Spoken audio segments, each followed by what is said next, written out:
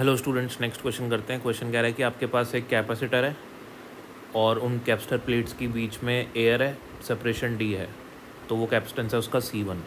फिर आप बीच में दो डाइलेक्ट्रिक डालते हो, एक K1 एक K2। उनकी थिकनेस दी है, एक की फर्स्ट वाले की है 3/8D, दूसरे वाले की है D/2।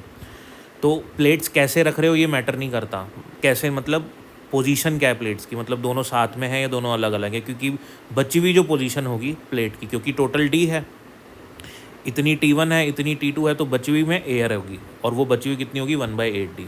तो चाहे इसको K2 को आप यहाँ रख लो या कहीं भी रख लो, बची हुई जितने में एयर होगी वो इतनी ही होगी, वो अलग स्लैब के जैसे बिहेव करने वाली है। और ये तीनों की तीनों स्लैब्स आपस में सीरीज़ के जैसे बिहेव करेंगी, सीरीज़ कॉम्बिनेशन में। तो अगर पहली वाली इतनी में है, दूसरे वाली की थिकनेस नहीं है, तो एयर वाली की थिकनेस इतनी होगी। K1 और K2 में रिलेशन दे रखा है कि K1 1.25 K2 है, यानी कि हम इसको K2 बराबर 4/5 K1 भी लिख सकते हैं।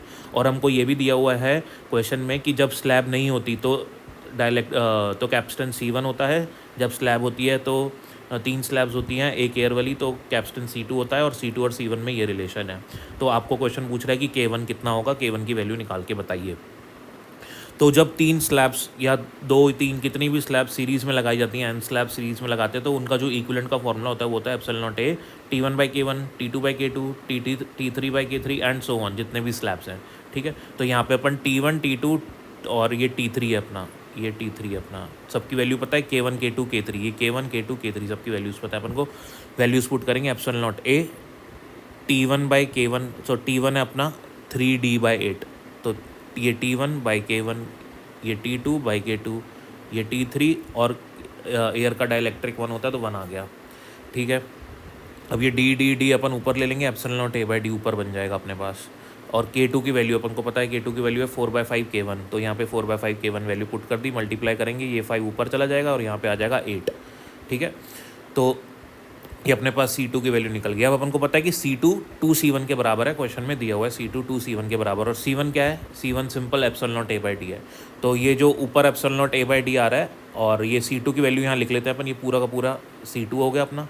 ठीक है ना, ये C2 ये सॉल्व करके अपना इधर आ गया, और ये 2 टाइम्स C1 आ गया।